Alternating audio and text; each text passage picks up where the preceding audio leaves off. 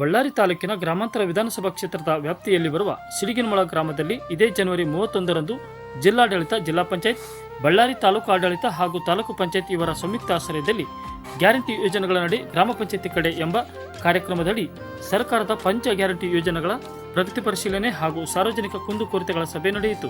ಈ ಸಭೆಯನ್ನು ತಾಲೂಕು ಪಂಚಾಯತ್ ಕಾರ್ಯನಿರ್ವಾಹಕ ಅಧಿಕಾರಿ ಶ್ರೀಧರ್ ಬಾರಿಕರ್, ತಾಲೂಕು ಗ್ಯಾರಂಟಿ ಯೋಜನೆಗಳ ಅನುಷ್ಠಾನ ಪ್ರಾಧಿಕಾರದ ಅಧ್ಯಕ್ಷ ಗೋನಾಳ ನಾಗಭೂಷಣ ಗೌಡ, ಗ್ರಾಮ ಪಂಚಾಯತಿ ಅಧ್ಯಕ್ಷೆ ಸುಜಾತ ತಾಯಣ್ಣ ಹಾಗೂ ಗ್ರಾಮ ಪಂಚಾಯತಿ ಸದಸ್ಯರು ದೀಪ ಬೆಳಗುವ ಮೂಲಕ ಉದ್ಘಾಟಿಸಿದರು. ಈ ಸಂದರ್ಭದಲ್ಲಿ ಗ್ಯಾರಂಟಿ ಯೋಜನೆಗಳ ಅನುಷ್ಠಾನ ಪ್ರಾಧಿಕಾರದ ಸದಸ್ಯರಾದ ಯಾಳ್ಪಿಮೆಟ್ಟಿ ದಿವಾಕರ್ ಗೌಡ, ಗ್ರಾಮ ಪಂಚಾಯತಿ ಸದಸ್ಯರಾದ ಟಿ ಸೀನಪ್ಪ, ಚನ್ನನಗೌಡ, ಇಂದ್ರಾರೆಡ್ಡಿ, ಪಿಡಿಒ ನಸರತ್ ಬಾನು, ಕಾಂಗ್ರೆಸ್ ಮುಖಂಡರಾದ ಮೀನಳ್ಳಿ ವೆಂಕಟೇಶ್, ಶ್ರೀರಾಮುಲು, ರಾಮಪ್ಪ, ತಾಯಣ್ಣ, ಶಿವರಾಮ, ವಂಡ್ರಯ್ಯ, ಗಂಗಾಧರ, ಲಿಂಗಾರೆಡ್ಡಿ ಪಾಲಾಕ್ಷಿ ಸೇರಿದಂತೆ ಕೆಇಬಿ ಮತ್ತು ಸಾರಿಗೆ ಇಲಾಖೆ ಅಧಿಕಾರಿಗಳು, ಊರಿನ ಹಿರಿಯರು, ಅಂಗನವಾಡಿ ಮತ್ತು ಆಶಾ ಕಾರ್ಯಕರ್ತರು, ಮಹಿಳೆಯರು ಹಾಗೂ ಪಂಚಾಯತಿ ಸಿಬ್ಬಂದಿ ವರ್ಗದವರು ಉಪಸ್ಥಿತರಿದ್ದರು. ನಿಮಗೆಲ್ಲ ಗೊತ್ತಿರೋ ಹಾಗೆ ಸರ್ಕಾರ ರಚನೆ ಬಂದ ಮೇಲೆ 5 ಗ್ಯಾರಂಟಿ ಯೋಜನೆಗಳನ್ನು ಜಾರಿಗೆ ತಂದಿದೆ. ಈ ಯೋಜನೆಗಳು ಅವರ ಚುನಾವಣೆ ಪ್ರಣಾಳಿಕೆಯಲ್ಲಿ ಇದ್ದಂತೆ ಅವನ್ನ ಜಾರಿಗೆ ತಂದಿದ್ದಾರೆ. ಹಾಗೆ ಇವು ಮುಖ್ಯವಾಗಿ ಈ ನಮ್ಮ ದೇಶದಲ್ಲೇ ಹೆಸರುವಾಸಿಯಾಗದಂಥ ಈ ಯೋಜನೆಗಳನ್ನು ಅಳವಡಿಸಿ ಎಲ್ಲೆಡೆಯೂ ಜನಮನ್ನಣೆಯನ್ನು ಪಡೆದಿದೆ ಮತ್ತು ಅದೇ ರೀತಿಯಾಗಿ ಒಳ್ಳೆ ರೀತಿಯಲ್ಲಿ ಕೆಲಸನೂ ಮಾಡ್ತಾ ಇದೆ.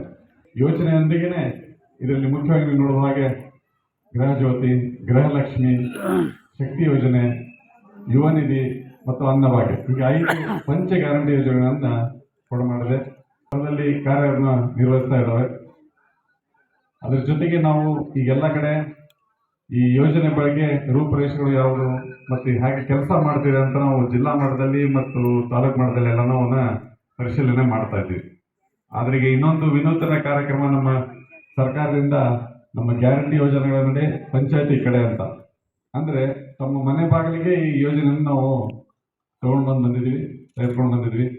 ಈ 5 ಪಂಚ ಗ್ಯಾರಂಟಿ ಯೋಜನೆಯಲ್ಲಿ ಯಾವುದೇ ಏನಾದರೂ ನ್ಯೂನತೆಗಳಿದ್ರೆ, ಕುಂದುಕೊರತೆ ತಮ್ಮಲ್ಲಿ ಏನಾದರೂ ಇದ್ರೆ, ಅಹವಾಲುಗಳೇನಾದರೂ ಇದ್ರೆ, ಯಾರಾದರೂ ಫಲಾನುಭವಿ ಬಿಟ್ಟು ಹೋಗಿದ್ರೆ, ಯಾರಾದರೂ ಅದರಲ್ಲಿ ಅಳವಡಿಸ್ಕೊಂಡಿಲ್ಲ ಅಂದರೆ, ಹಾಗೆ ಏನಾದರೂ ತೊಂದರೆ ತಮ್ಮ ಅಹವಾಲುಗಳು ಏನಾದರೂ ಇದ್ದರೆ ಸರಿ ಮಾಡೋ ಒಂದು ನಿಟ್ಟಿನಲ್ಲಿ ನಾವು ಇಲ್ಲೇ ನಮ್ಮ ಅಧಿಕಾರಿಗಳ ಜೊತೆಗೆ ನಿಮ್ಮ ಮನೆ ಬಾಗಿಲಿಗೆ ಬಂದಿದ್ದೀವಿ.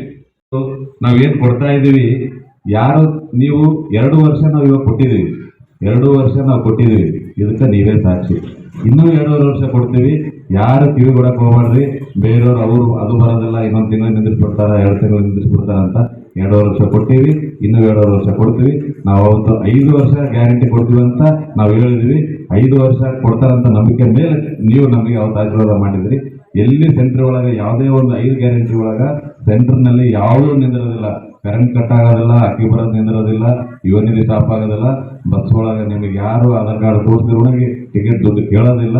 2,000 ರೂಪಾಯಿ 1 ತಿಂಗಳು 2 ತಿಂಗಳು ಹೆಚ್ಚು ಕಡಿಮೆ ತಮ್ಮ ಅಕೌಂಟ್ನಲ್ಲಿ ಬರ್ತಾ ಇರ್ತದೆ.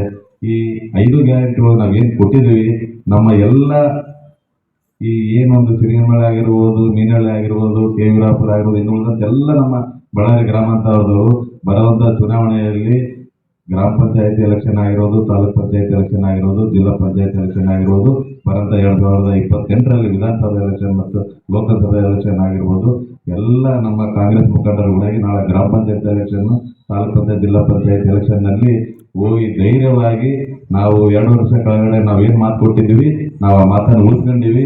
ಮತ್ತೆ ನಿಮ್ಮ ಮುಂದೆ ನಾವು ಬಂದಿದ್ದೀವಿ. ನಮ್ಮ ಕಾಂಗ್ರೆಸ್ ಪಕ್ಷದ ಅಭ್ಯರ್ಥಿಗಳು ಏನು ಇಲ್ಲಿ ಸ್ಪರ್ಧೆ ಮಾಡ್ತಾರ, ಇನ್ನೊಂದು ವರ್ಷದಿಂದ ಇವರು ಡಿ ಕೆ ನಮ್ಮ ಉಪಮುಖ್ಯಮಂತ್ರಿಯಾದ ಡಿ ಕೆ ಶಿವಕುಮಾರ್ ಸಾರ್ ಏನು ಹೇಳಿದ್ದಾರೆ, ಗ್ರಾಮ ಪಂಚಾಯತಿ ಮಟ್ಟದಲ್ಲಿ ಒಳಗೆ ಈ ಅಭ್ಯರ್ಥಿಗಳಿಗೆ ನಾವು ಕಾಂಗ್ರೆಸ್ ಪಕ್ಷದ ಚಿಹ್ನೆಯನ್ನು ಕೊಡಬೇಕು ಅಂತ ನಾವು ಅವ್ರು ನಿರ್ಧಾರ ಮಾಡಿದ್ದಾರೆ. ಯಾಕೆ ಈ ನಿರ್ಧಾರ ಮಾಡಿದ್ದಾರೆ ಅಂದರೆ, ಇದಕ್ಕಿಂತ ಮುಂಚೆ ಚಿಹ್ನೆ ಇದ್ದಿಲ್ಲ. ಸುಮ್ಮನೆ ನಾಮಿನೇಷನ್ ಮಾಡ್ತಿದ್ರು, ಗೆಲ್ತಿದ್ರು, ಈ ಕಡೆ ಓದ್ತಿದ್ರು, ಈ ಕಡೆ ಓದ್ತಿದ್ರು. ಯಾರು ಎಕಡೆಗೆ ಬಂದೇ ಗೊತ್ತಿಲ್ಲ, ಯಾವ ಪಕ್ಷ ಅಂತಾನೆ ಗೊತ್ತಿಲ್ಲ. ಯಾಕೆ ಈ ಮಾತು ಹೇಳಕ್ಕೆ ಇಷ್ಟಪಡ್ತೀನಿ ಅಂತಂದ್ರೆ, ಇವಾಗ ನಾವು ಚಿಹ್ನೆ ಕೊಡ್ಲಿಲ್ಲ ಅಂತಂದ್ರೆ ಎಲ್ಲ ನಮ್ಮ ತಾಯಂದರು ಕಾಂಗ್ರೆಸ್ ಪಕ್ಷ ನಮ್ಗೆ ಏನ್ ಗ್ಯಾರಂಟಿ ಕೊಟ್ಟಿತ್ತು ಅದನ್ನ ಕೊಟ್ಟಿವಿ, ನಾವು ಕಾಂಗ್ರೆಸ್ ಪಕ್ಷನವ್ರು ಗೆಲ್ಸ್ಬಿಡ್ತಾರ, ಚಿಹ್ನೆ ಇಲ್ದಂಗೆ ಗೆಲ್ಸ್ಬಿಡ್ತಾರ. ಗೆದ್ದ ಮೇಲೆ ಆ ಕಡೆ ಹೋಗ್ಬಿಡ್ತಾರ. ನಾವೇನ್ ಮಾಡೋಣಪ್ಪ, ಗೆಲ್ಸಿದ್ವಿ, ಅವ್ರ ಆ ಕಡೆ ಹೋಗ್ಬಿಟ್ರೆ ನಾವೇನ್ ಮಾಡೋಣಪ್ಪ ಅಂತಾರೆ. ಅದೇ ಪಕ್ಷ, ಅದೇ ಕಾಂಗ್ರೆಸ್ ಪಕ್ಷದ ಚಿಹ್ನೆಯಿಂದ ಗೆದ್ರೆ ಎಲ್ಲೇ ಹೋಗೋ ಸಾಧ್ಯ ಇಲ್ಲ. ವಿಪ್ ಜಾರಿ ಇರ್ತದೆ, ಪಕ್ಷದಿಂದ ಉಚ್ಚಾಟನೆ ಆಗ್ತಾರ. ತಾವು ಏನ್ ಗೆಲ್ಲಿಸ್ತೀರಿ ನೀವು ಅವ್ರಿಗೆ ನ್ಯಾಯ ಕೊಡುವಂತ ಕೆಲಸ ಆಗ್ತದೆ. ಅದೇ ಸಂದ ಇವಾಗ ನಮ್ಮೆಲ್ಲ ಮುಖಂಡರು ಏನು ಚುನಾವಣೆಯಲ್ಲಿ ಗ್ರಾಮ ಪಂಚಾಯತ್ ಆಗಿರೋ ತಾಲೂಕ್ ಪಂಚಾಯತ್ ಜಿಲ್ಲಾ ಪಂಚಾಯತ್ ಅಲ್ಲಿ ತಾವೇನು ಹೋಗಿ 2 ವರ್ಷ ಕೆಳಗಡೆ ತಾವೇನು ಧೈರ್ಯವಾಗಿ ಹೋಗಿ ಮತವನ್ನ ಕೇಳಿದ್ರಿ, ಅದೇ ಧೈರ್ಯವಾಗಿ ಹೋಗಿ ಕೇಳ್ರಿ. ಯಾಕೆ ಕೇಳ್ತೀವಿ, ಯಾಕೆ ನಾವು ಕೇಳಬೇಕು, ಯಾಕೆ ನಮಗೆ ಅವ್ರು ಮತ ಕೊಡ್ತಾರ ಅಂತಂದ್ರೆ ನಾವು ಮಾತು ಮೇಲಿದ್ದೀವಿ. ನುಡಿದಂತ ಸರ್ಕಾರ, ಗ್ಯಾರಂಟಿ ಸರ್ಕಾರ, ಸಿದ್ದರಾಮಯ್ಯ ಸರ್ಕಾರ, DK ಶಿವಕುಮಾರ್ ಸರ್ಕಾರ, ಬಿ ನಾಗೇಂದ್ರನ ಸರ್ಕಾರ. ಇದು ಯಾವ್ದು ನಾವು ಸುಳ್ಳು ಹೇಳಕ್ ಹೋಗೋದಿಲ್ಲ. ಅವ್ರು ಹೇಳಿದ್ರು ಬೇರೆ ಬೇರೆ ರಾಜ್ಯದಲ್ಲಿ ಹಲವಾರು ಸುಳ್ಳು ಹೇಳಿ ಅವರೆಲ್ಲ ಎಲ್ಲಿ ಬಿಹಾರ್ ನಲ್ಲಿ ಸುಳ್ಳು ಹೇಳಿ ಅದು ಕೊಡ್ತೀವಿ ಇದು ಕೊಡ್ತೀವಿ ಅಂತ ಹೇಳಿದ್ರು ಕೊಡ್ಲಿಲ್ಲ. ಮಹಾರಾಷ್ಟ್ರದಲ್ಲಿ 3,000 ರೂಪಾಯಿ ಕೊಡ್ತೀವಿ ಅಂತ ಹೇಳಿದ್ರು ಕೊಡ್ಲಿಲ್ಲ. ಡೆಲ್ಲಿನಲ್ಲಿ 2,500 ರೂಪಾಯಿ ಕೊಡ್ತೀವಿ ಅಂತ ಹೇಳಿದ್ರು ಕೊಡ್ಲಿಲ್ಲ. 2 ವರ್ಷ ಅವ್ರ ಸರ್ಕಾರ ಬಂದ್ಮೇಲೆ ಅವ್ರು CM ಅಭ್ಯರ್ಥಿ ಬಂದು ಕೂತ್ಕೊಂಡು ನಮಗೆ ಕೊಡಕ್ ಆಗೋದಿಲ್ಲ, ನಾವೇನ್ ಕೊಡ್ತೀವಿ ಅಂತ ಹೇಳಿದ್ವಿ, ಆದ್ರೆ ಕೊಡಕ್ ಆಗೋದಿಲ್ಲ ಅಂತಂದು ಅಲ್ಲಿಗೆ ಅದನ್ನ ಮುಚ್ಚಾಕ್ಬಿಟ್ರು.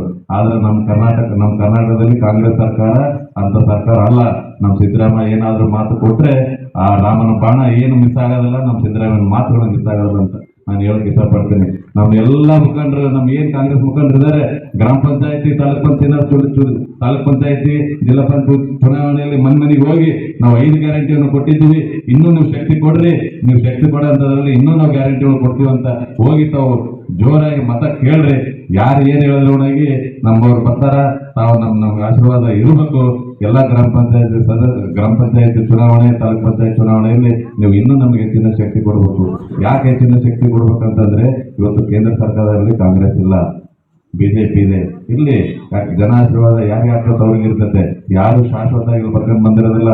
ಕೆಲವು ವರ್ಷ ಈ ಸರ್ಕಾರ ಇರ್ತದೆ, ಕೆಲವು ವರ್ಷ ಆ ಸರ್ಕಾರ ಇರ್ತದೆ. ಆದ್ರೆ ಸರ್ಕಾರ ಇರೋಂಥ ಸಂದರ್ಭದಲ್ಲಿ ನಾವು ಏನೇನ್ ಕೆಲಸ ಮಾಡ್ತೀವಿ, ನಾವ್ ಏನೇನ್ ಸಮಾಜ ಸೇವೆ ಮಾಡ್ತೀವಿ ಅದ್ರ ಮೇಲೆ ಮುಂದಿನ ಚುನಾವಣೆಯಲ್ಲಿ ನಿರ್ಧಾರ ಇರ್ತದೆ. ಇವತ್ತು ನಿಮ್ಮೆಲ್ಲರಿಗೂ ಗೊತ್ತಿಲ್ಲಂಗನೆ ಮನರೇಗಾ ಅಂತ ನೀವು MG ನರೇಗಾ, ಮನರೇಗಾ ಅಂತ ಹೇಳ್ತೀವಿ, ಮಹಾತ್ಮ ಗಾಂಧಿ ನರೇಗಾ ಅಂತ ಹೇಳ್ತೀವಿ. ಇವತ್ತು ಕೇಂದ್ರ ಸರ್ಕಾರ ಇವತ್ತು ನಿಮಗೆ ಗೊತ್ತಿಲ್ಲಂಗನೆ ನಿಮ್ಗೆ ಒಟ್ಟಿಗೆ ಹೊಡೆಯಕತ್ತದೆ. ಇದನ್ನ ನೀವು ಯುವಕರು ತಾವೆಲ್ಲರೂ ಇದನ್ನ ಅರ್ಥ ಯೋಚನೆ ಮಾಡಬೇಕು. ಇದು ಏನ್ ಸ್ಕೀಮು, ಈ ಸ್ಕೀಮಿಂದ ನಮ್ಗೆ ಏನ್ ಮಾರಕ ಆಗ್ತದೆ, ಈ ಸ್ಕೀಮಿಂದ ನಮ್ಗೆ ಏನ್ ಮುಂದೆ ಬರೋಂಥ ದಿನಗಳು ಏನ್ ತೊಂದರೆ ಆಗ್ತದೆ ಅಂತ ಹೇಳಿ.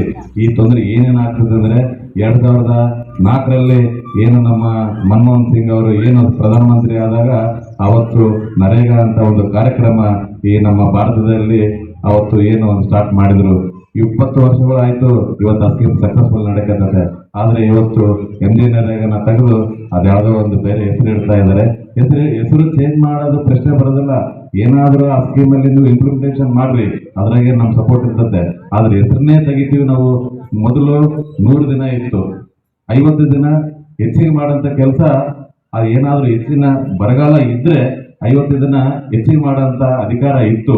ಆದ್ರೆ ಇವತ್ತು ಆ 150 ದಿನ ತೆಗೆದು ಮೊದಲು 100 ದಿನ ಇತ್ತು, 50 ದಿನ ಹೆಚ್ಚಿಗೆ ಮಾಡೋಂತ ಇದ್ದು. ಇವತ್ತು 125 ದಿನ ಕೊಡ್ತೀವಿ ಅಂತಾರ, ಅದು ಗ್ಯಾರಂಟಿ ಕೊಡ್ತೀವಿ ಅಂತ ಹೇಳ್ತಾ ಇಲ್ಲ.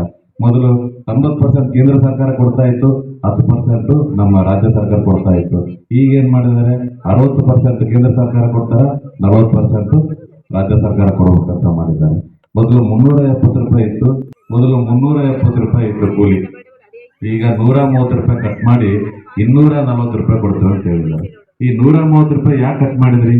ಈ MG ನರೇಗಾ ಅನ್ನೋದು ಬಾರಿ ಬರಂತ ದಿನಗಳಲ್ಲಿ ಬಾರಿ ಮಾರ್ಕ ಆಗ್ತದೆ. ಯುವಕರು ಇದನ್ನ ಎಚ್ಚರಿಸ್ಕೋಬೇಕು. ಇದನ್ನ ತಾವು ಏನು MG ನರೇಗಾ ಅಂತ ತೆಗೆದು ಬೇರೆ ಹೆಸರು ಇಡ್ತಾ ಇದ್ರಿ. MG ನರೇಗಾ ಅಂತ ಅಂದ್ರೆ ಮಹಾತ್ಮ ಗಾಂಧಿ ನರೇಗಾ ಅಂತ ಹೇಳಿ.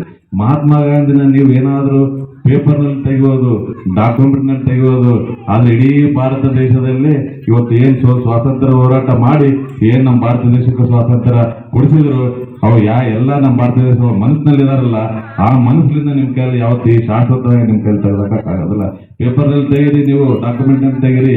ಇವತ್ತು ಏನಾದ್ರೂ ಇತ್ತಪ್ಪ ಅಂತಂದ್ರಿಗಿನ ಅದೇ ಕಾರಣಕ್ಕೆ ಇವತ್ತು ಸಿದ್ದರಾಮಯ್ಯ ಸರ್ ಅವರು ಘೋಷಣೆ ಮಾಡಿದ್ದಾರೆ, ತಾವು ಹೆಸರು ತೆಗೀರಿ, ನಮ್ಮ ಹೋರಾಟ ನಿರಂತರ ಇರ್ತದೆ.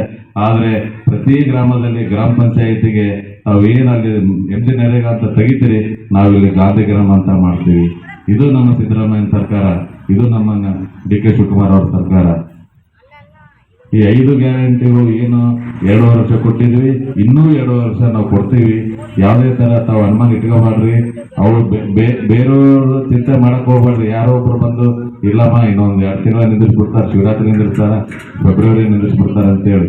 ಅಂತದ್ ಏನಾದ್ರು ಡೌಟ್ ಇದ್ರೆ ನಮ್ಮ ಆಶಾ ಕಾರ್ಯಕರ್ತರ ಅದಾರ, ಅಂಗನವಾಡಿ ಕಾರ್ಯಕರ್ತರ ಅದಾರ, ಸ್ಥಳೀಯ ನಮ್ಮ ಮುಖಂಡರು ಅದಾರ, ಅವ್ರನ್ನ ಕೇಳ್ರಿ. ಯಾಕಂದ್ರೆ ಆಗ್ಲಾರ್ದವ್ರೆ ಹೊತ್ತು ಆಗೋದಿಲ್ಲ ಅಂತಾನೆ ಹೇಳ್ತಾರ. ನಮ್ಮ ಏನು ಮುಖಂಡರನ್ನ ಕೇಳಿದ್ರೆ ಕರೆಕ್ಟ್ ಮಾಹಿತಿ ಕೊಡ್ತಾರ. ನಮ್ಮ ಪಕ್ಷದ ಮುಖಂಡರನ್ನ ಕೇಳಿದ್ರೆ ಕರೆಕ್ಟ್ ಮಾಹಿತಿ ಕೊಡ್ತಾರೆ. ಅವ್ರಿಗೆ ಅಪ್ಡೇಟ್ ಇರ್ತದೆ. ಅವ್ರಿಗೆ ಅಪೋಸಿಟ್ ಅವ್ರಿಗೆ ಅಪ್ಡೇಟ್ ಇರೋದಿಲ್ಲ. ಅಪೋಸಿಟ್ ಅವ್ರಿಗೆ ಏನ್ ಅಪ್ಡೇಟ್ ಇರ್ತದೆ ಅಂದ್ರೆ ನಾಳೆ ನಿಂದಿರ್ತದೋ, ನಾಡ್ದ ನಿಂದಿರ್ತದೋ, ಅತ್ತ ನಾಡ್ದ ನಿಂದಿರ್ತದ ಅಂತ ಇರ್ತದೆ. ಆದ್ರೆ ಫಸ್ಟ್ ನನಗೆ ಫೋನ್ ಮಾಡ್ತಾರೆ, ಅಣ್ಣ 2000 ಬಂದಿಲ್ಲ ಅಣ್ಣ, ಅದೇನ್ ಬರಂಗ್ ಮಾಡೋಣ ಫಸ್ಟ್ ಅವರೇ ನನಗೆ ಫೋನ್ ಮಾಡುತ್ತಾರೆ. ನಿಮಗೆ ಗೊತ್ತಿರೋದಿಲ್ಲ. ಯಾವುದೇ ತರ ಏನಾದ್ರು 5 ಗ್ಯಾರಂಟಿಗಳ ಸಮಸ್ಯೆ ಇತ್ತಂದ್ರೆ ಈ ಒಂದು ಕಾರ್ಯಕ್ರಮ ಮುಗಿದ ನಂತರ ಒಂದು 10 ನಿಮಿಷ ಸಮಯ ಕೊಡ್ತೀವಿ. 5 ಗ್ಯಾರಂಟಿ ಒಳಗಡೆ ಯಾವ್ದಾದ್ರೂ ಸಮಸ್ಯೆ ಇದ್ರೆ ತಾವು ನಮ್ಮ ಮುಂದೆ ಹೇಳ್ಕೋಬಹುದು. ಇಲ್ಲೇ ಅಧಿಕಾರಿಗಳು ಇರ್ತಾರೆ, ಅದ್ರ ಬಗ್ಗೆ ಪರಿಶೀಲನೆ ಮಾಡಿ ಅದನ್ನ ಕ್ಲಿಯರ್ ಮಾಡ್ತೀವಿ ಅಂತ ಹೇಳ್ತಾ, ಏನಾದ್ರೂ ಕುಂದುಕೊರತೆ ಇದ್ರೆ ಪರಿಶೀಲನೆ ಮಾಡಕ್ಕಂತಾನೆ ಸರ್ ಬಂದಿದ್ದಾರೆ. ಎಲ್ಲರೂ ಹೇಳಿ ಅವ್ರಿಗೆ ಸಹಕರಿಸಿ ಯಾರ್ಯಾರಿಗೆ ಬರೋದಿಲ್ಲ ಅವ್ರ ಮನೆಗೆ ತಲುಪಿಸ್ಕೋಬೇಕಂತ ತಮ್ಮಲ್ಲಿ ವಿನಂತಿಸ್ಕೊಳ್ತೀನಿ.